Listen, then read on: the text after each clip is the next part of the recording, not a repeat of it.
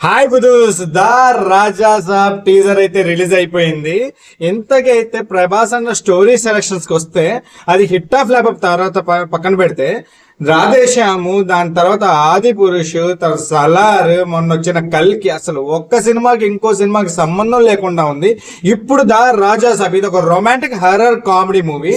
ఇందులో Prabhas dual role అయితే play చేస్తున్నాడు. బడ్జెట్ 450 కోట్ల వరకు ఉండొచ్చు అనేది ఇండియాలోనే అతి పెద్ద horror film set. 41,256 square feet లో ఈ సెట్ అయితే వేసారు. ఇదే ఈ సినిమాకి అయితే హైలైట్. ఇంకా విజువల్ ఎఫెక్ట్స్ కూడా చాలా బాగా ఉండొచ్చు అనేది అంచనా. స్టోరీ లైన్ కి అయితే వస్తే ఇందులో హీరోకి ఫైనాన్షియల్ ప్రాబ్లమ్స్ ఉంటాయి. అది సాల్వ్ చేసుకోవడానికి తాత ఆస్తిని అయితే దక్కించుకుందని వెళ్తాడు. ఆ ఇంట్లో అయితే దయ్యం ఉంటుంది. ఇందులో తాత క్యారెక్టర్ కూడా అయితే ప్రభాస్, అంటే దయ్యం క్యారెక్టర్ కూడా ప్రభాసే. అంటే ఇప్పుడు దాకా డార్లింగ్ రకాలుగా అయితే చూసేసాము, ఇప్పుడు దయ్యంగా కూడా అయితే చూడబోతున్నాం. December 5th రిలీజ్ అవుతుంది. నాకేమనిపిస్తుంది అంటే ఇది డిసెంబర్ నుంచి జనవరిలో రిలీజ్ సంక్రాంతి మూవీస్ కూడా పోటీగా అయితే ఉండబోతుంది అనేది నేనైతే అనుకుంటున్నాను.